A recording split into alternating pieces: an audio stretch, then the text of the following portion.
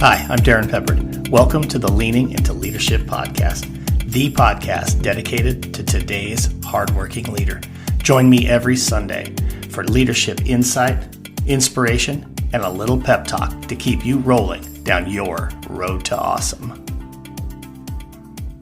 Hey leaders, welcome into the Leaning into Leadership podcast. Today, we continue our focus on rising, aspiring, and new leaders.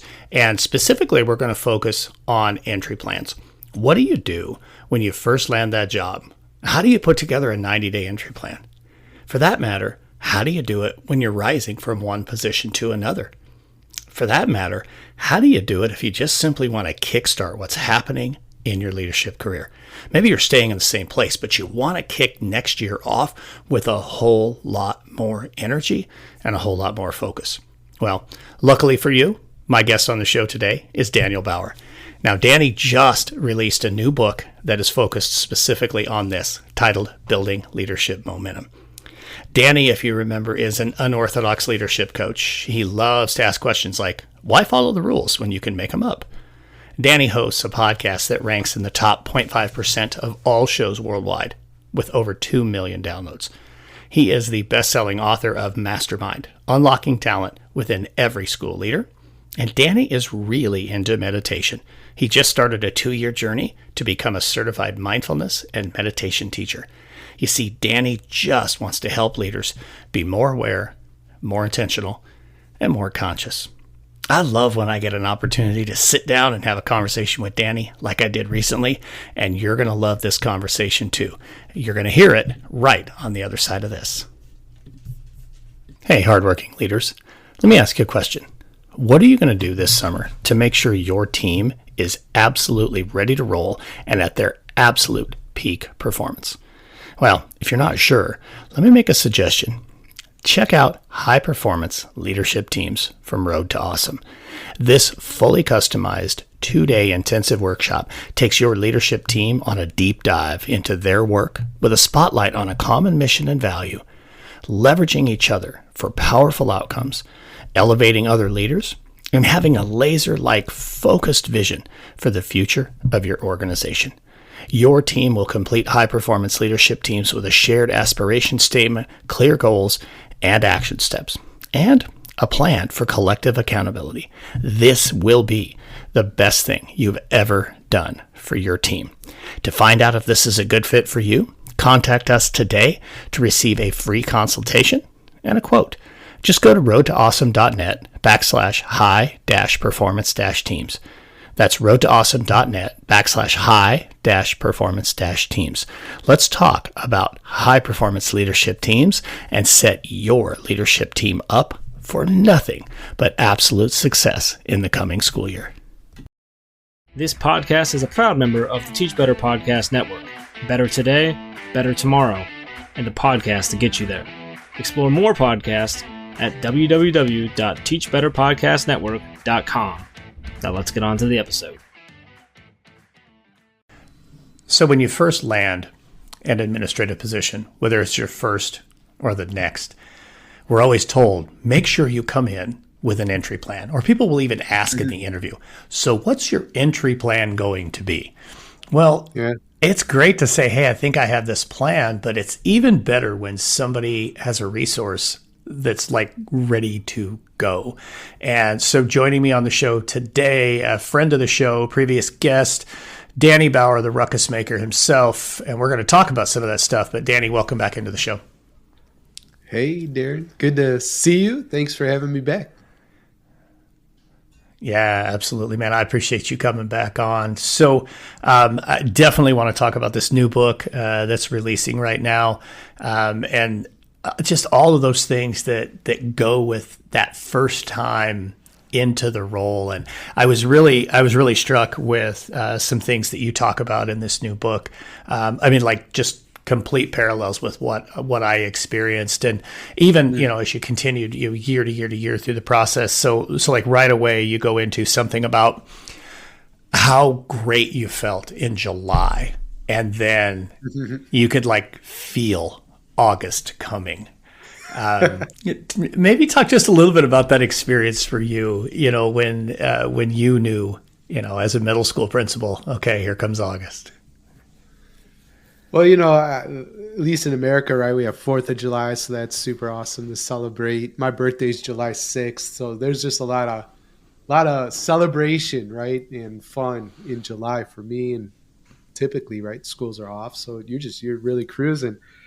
Then August hits, and it's like, okay, the emails start really flooding in, and all the district initiatives and board members and teachers, and I mean, it gets real, right?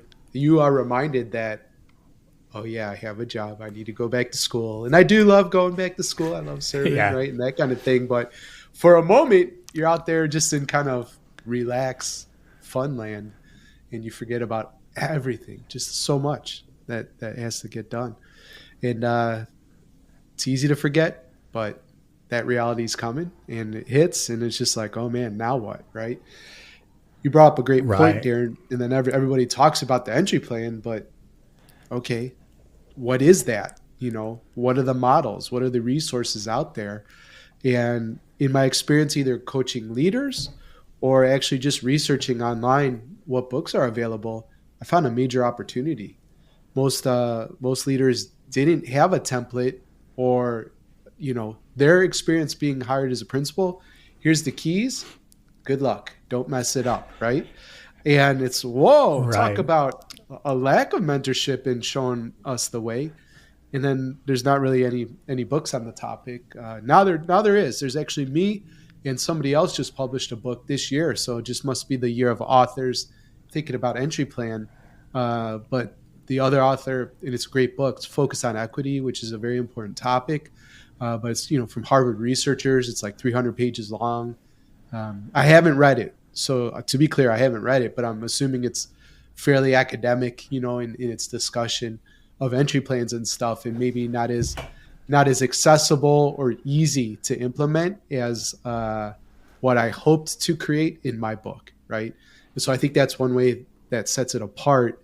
Even in our pre-chat, you said, you could read this on a flight, and you can. So my goal, Darrin, was to deliver a result, right? Design your perfect principal entry plan in as few words as possible, meaning you could read the book in an hour. And if you gifted yourself like a 3-hour deep work block of time, that means you could have read it and pretty much drafted out your entry plan in 3 hours. How's that for a result? Oh, that's a result right there. I mean, I think every single principal would say, oh, I can find a way to put 3 hours aside, 4 hours aside, so that I can go into my school year a little bit better planned, a little bit better prepared. And, I talk about this all the time too, with those 2-day retreats that I do with leaders and leadership teams all summer long. It's like, we got to do everything we can to make sure we're on the right page and make sure everybody's focused. And you made it like, I don't want to say it's simple because that sounds wrong, but it's simple to do. It's like, okay, there's 5 buckets. Let's focus on these 5 buckets and let's get after it. You ask some great questions. I mean, to me, it was like, whew, man, I could go back and be a principal this fall. I'm not going to, but I could, using this tool for sure. Right. Yeah, for sure. I want to take what could be a complex idea and boil it down and make it simple. And it is, the framework's 5 buckets. So it starts off with you, right? All my work, it's always the leader first and who they are as a human individual, in addition to the school leader. So you, communication, academics, culture, and then we leave operations for last, because honestly, that is typically what school leaders rush to first and kind of stay there. It's easy to, because the building needs to be open, lights need to be on, the campus needs to be safe. So there's these day-to-day things that need to happen. But here's the thing, right? You're not going to have that incredible impact or that fingerprint legacy type of moment or experience you want to create if you just live in operations. It's just not going to happen. And so that's why, because you're going to get there, the urge, it's almost like gravity, right? It's going to pull you toward it. You'll get there. And I don't say ignore it. I'm just saying don't start there, right? So that's the framework. Right. Well, that's very true. And I don't think anybody looks at a leader, on their retirement day and says, man, that guy could build a master schedule. Whew, man, he was good at that. But it's important, but at the same time, you're right. Start with you. I love that you start with that. Like I was telling you before, before we hit the record button, there were so many pieces that spoke to me in this, and it's not in there, but it brought in my head one of my very favorite quotes. I think I may have even told you this once before.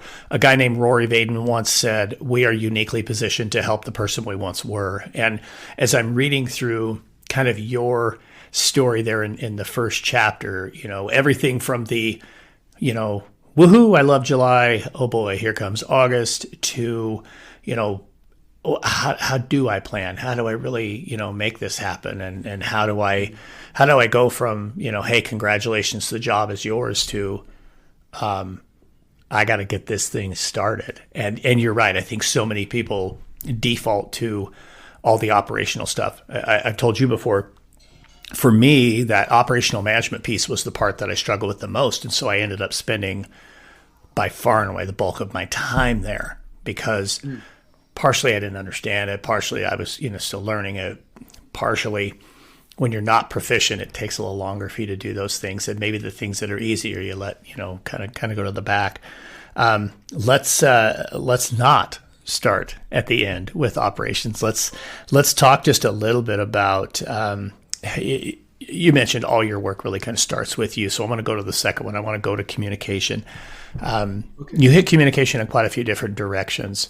What are some things, maybe, especially if I am one of those new or rising leaders, that I need to be thinking about with communication when I'm getting ready to kick it off? I think one of the things that, and people always resonate with this quote, it's not my original idea, so I can't claim it, but I certainly share this quote all the time.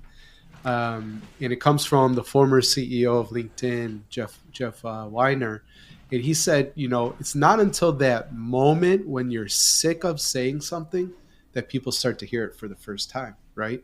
And so that is always like an eye-opener for people, because, they're like, oh, I sent the email. We covered it in the staff meeting and it's in the newsletter and blah, blah, blah, blah, blah. But here's the thing. Nobody cares about that initiative or program or important district deal more than you. Nobody cares more than you.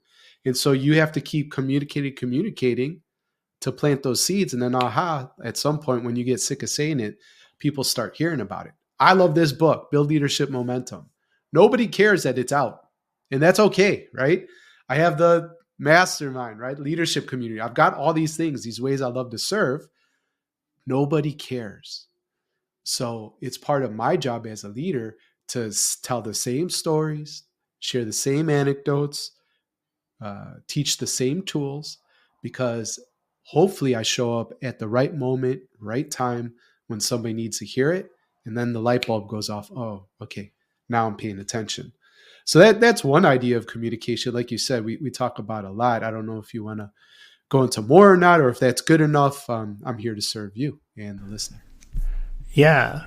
Well, I think, to me, the most overlooked skill in communication is listening. And you talk about listening throughout the course of this book. It's not just simply in the communication piece. You talk about, having that intentional listening, especially early on in that first 90 days to listen in so many different ways and to so many different individuals. Maybe you can take it from any angle you want to take that from. Talk a little bit about the importance of listening and maybe some things that leaders should be thinking about when it comes to listening. Right. Okay. So I'll say this. So in my vast years of experience in a building as a teacher, only had a one-on-one getting to know you sort of conversation that I can recall once. Right. And that was, I think, because it was sort of a mid-year, the awesome, most dynamic leader that I came to the building to work for. I was so excited about her leadership. Got promoted in Chicago Public Schools to the basically a mini superintendent level because it's such a big district, right? Yeah. So she moved there, which created an opportunity for another great leader to come in. And of course, as a new guy, he needed to get to know everybody. And he spent, it was very targeted. And I don't actually remember the questions, but I just really remember appreciating him taking the time to get to know me and to talk about his vision for the school on an individual level.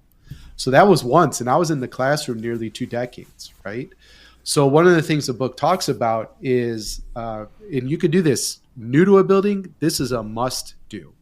If you're a veteran, even at a building you've been at for a while, it's kind of like relaunching a book or, these are best practices just to do anyways, even if you've gotten comfortable and think you know the lay of the land.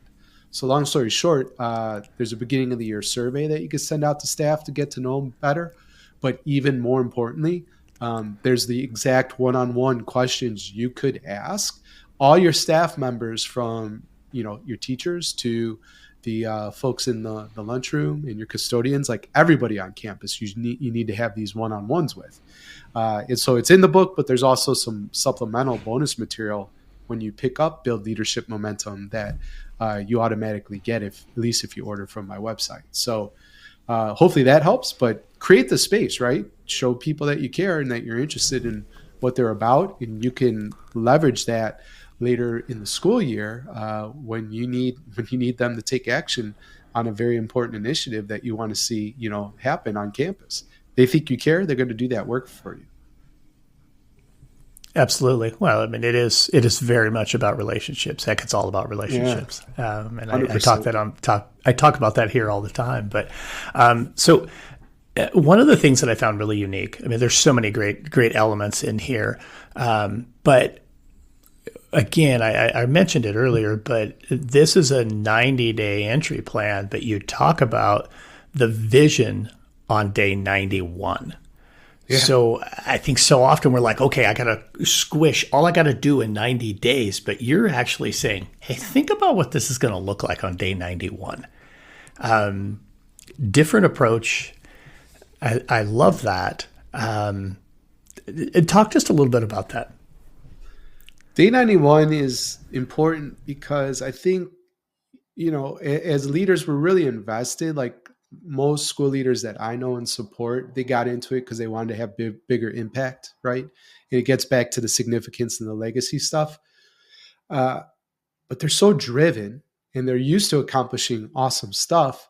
It's really easy to set the aspirational goal, work, hustle, put in all the hours, blood, sweat, and tears, accomplish the thing, and then just do it again, right? And there's no pausing to celebrate. So that's important to note, pre-plan those celebrations and that kind of thing. But the day 91 vision is to approach your entry plan as if it's all going to work out. And I invite the reader to consider what has happened on campus, right?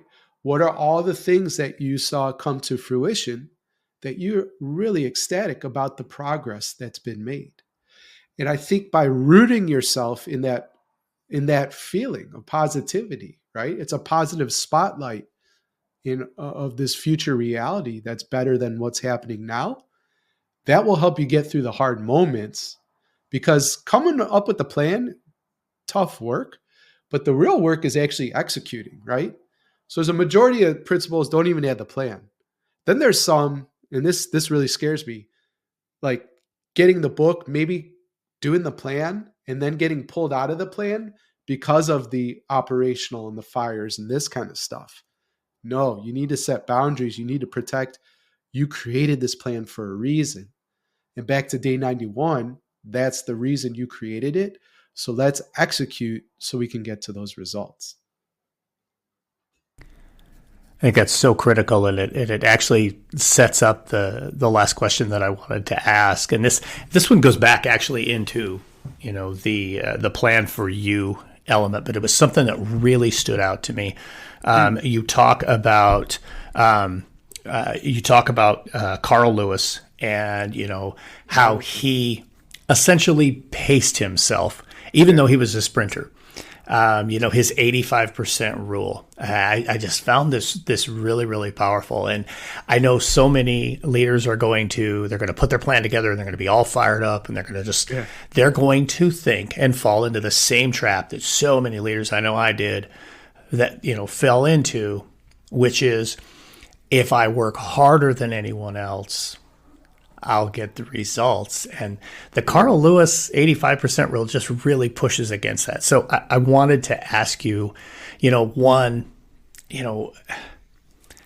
how did that come about being in this book? Because it's perfect. And two, what's some advice that leaders can take and continue to keep that in front of themselves? Not just read it once. They've got to keep it in front of themselves. Yeah, good question, Darrin. And, that's one of my enemies in education, a myth that I just want to bust. And it's commonly taught, right? Because it was taught to the administrator before and it's just passed on without critically thinking. It's totally stupid to me. So sorry if I offend you, get over it. I mean, don't take it so personally. It is exactly absolute BS, right? And we all know what that means. You do not have to be the first one in and the last one out. And if you believe that, right, not only do I disagree with you, you're operating within an old traditional model of education that is the critique of education. It's never evolved, right? That used to be the way it is. Now with delegating, building a great culture, leveraging technology, it should be about creating incredible results in however long it takes. Maybe it does take incredible, whatever hour work week. Or maybe you get a better result than everybody in your system in 2 hours. That should be rewarded, right? So that Carl Lewis story, I first heard it on a podcast with Tim Ferriss and Hugh Jackman from Wolverine, right? Like, all right, that's the guy we all aspire to be. Yeah. And anyways, there you go. He was saying how Carl's coach told him 85% effort, Carl. And Carl was this sprinter runner, right? And if you go back and look at his races, he rarely was out of the blocks first in the race. And besides him and his coach, everybody that was rooting for him would kind of freak out because he wasn't winning. Is he going to pull it off? Like, what's going on? And somewhere in this sprint, Carl turned it on and always was able to outrun his, competition because he still had something left in the tank. It's such a great metaphor for leadership because it is such a baloney myth. Like, putting in more hours doesn't mean that you're going to get a great result. Case in point, my bestseller, Mastermind, my second book, the way I wrote that bestseller is I stopped writing it, right? That's zero effort. That's not even 85%. It's zero. Right. But, the punchline there is that I had to go out to a park. I had to let my mind wander and really give the problem over to my unconscious to solve it. And I wouldn't have gotten it by just trying to write more words at my keyboard. And there, the concept, the framework that eventually became the final draft of the book formed out on walks, not writing. Then when I came and wrote, it came together so fast. It was almost effortless. So it's about maintaining and sustainability, right? Maintaining energy and sustaining that energy and not going out too fast. When I run with my dog, Alba, she's sort of the unofficial mascot of Better Leaders, Better Schools. I include her on all my slides and social media. I love running with her, but she's a dog. She's a puppy. She doesn't get, every time we go out, she's like sprinting, right? But I'm like, Alba, we're doing 6 miles today. And she gets tired and sometimes I have to take her home and drop her off. Sad puppy face every time, but you can't go out of the gates and leave nothing left in the tank. That's right. Got to find a way to teach Alba the Carl Lewis 85% rule. So no, that's it. I really did. I found that to be, everything in this book is just so very good. But that one just really resonated because you're right. I mean, that is that is that old dying paradigm, and hopefully it dies a much more rapid death of, I got to be the first one in the parking lot, I got to be the last one out, and you end up working yourself to a place where you're not healthy, and you can't help others when you're not healthy. Danny, tell us really quick, where can we find this book? Because I know everybody's going to want to get a copy. I will tell that. Do we have time for one short story? Because I realized Absolutely. Since you said you have to teach Alba this, I think I have. So when we usually run, I have a bungee cord, right, that I connect to her regular leash to a harness. Okay, do you get the visual? And when I do that, she's out sprinting, trying to pull me along. And I think her brain goes into default, like sort of dog, DNA. I'm on a sled, I'm pulling, or I'm a working dog right now. So I've only done this a couple times, but you actually triggered this story. There's been a few times when we're in a space, like not in a neighborhood with cars, but it's more out in nature and on paths, like, trail running. I actually have taken the leash off her, right?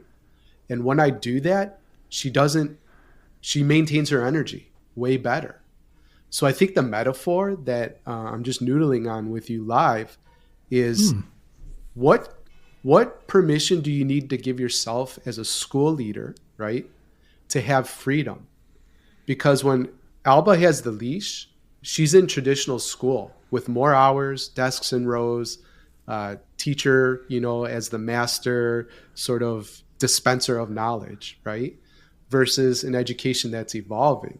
So that's my question for the listener is, what is what's the freedom? What's the permission you need to give yourself so you can not be tethered to that tradition and can start experimenting? Like that's what I've realized with my dog. Okay, where can you find the book? Just go to buildleadershipmomentum.com because you want to get the bonuses. If you order from Amazon, you can do that, and it's cool. Then send me an email. But I'm really going to encourage you to buy it from my book. One, I sign all the books. Two, I give away some pretty cool bonuses, and that gets automatically delivered. So just go to buildleadershipmomentum.com and get your stuff. There you go. And I will make sure and hyperlink that in the show notes, folks, so you can just go right there. You can just go click. If you're driving right now and you're like, I got to write that down. No, you don't. It's in the show notes. Just go check it out and go get yourself a copy of that book. Danny, thank you again so much for coming and hanging out with us again on Leaning Into Leadership, man. It's great to see you. Pleasure. Thanks for having me on, Darrin. Again, a big thank you to Danny Bauer for coming back on the show and sharing this incredible resource with all of us. Folks, whether you are a brand new leader or you're a leader who's rising from one role to another, or again, like I said early in this show, maybe you're just a leader who needs a little kickstart for your next school year. This is the type of resource you're looking for. If we don't go in with a plan, hey, ultimately, we're just looking to set ourselves up for failure. In this incredible tool, Danny is sharing with you that 90-day plan, but more importantly, I love how Danny shares to focus on the 91-day vision. What's this going to look like on day 91? And then let's work backwards from there. Two absolute gems that we didn't talk about during the episode that I have to share. Number one, a real thoughtful approach to academics. Instead of playing academic whack-a-mole where you're chasing whatever pops up in your data this year, be really intentional, be really focused, and be very thoughtful as you approach academics. And then another piece in school culture. If you listen to this podcast regularly, you know how much school culture means to me.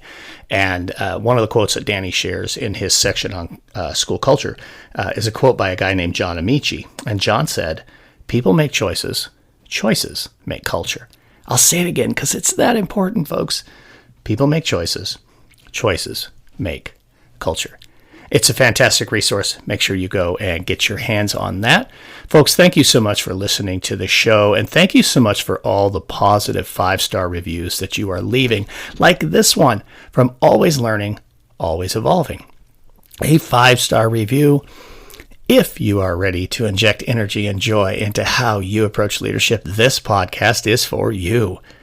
Darrin and guests reveal how the work we do truly matters and ways we can make an impact that has a ripple effect long after our tenure. Thank you, Always Learning, Always Evolving, for that 5-star review.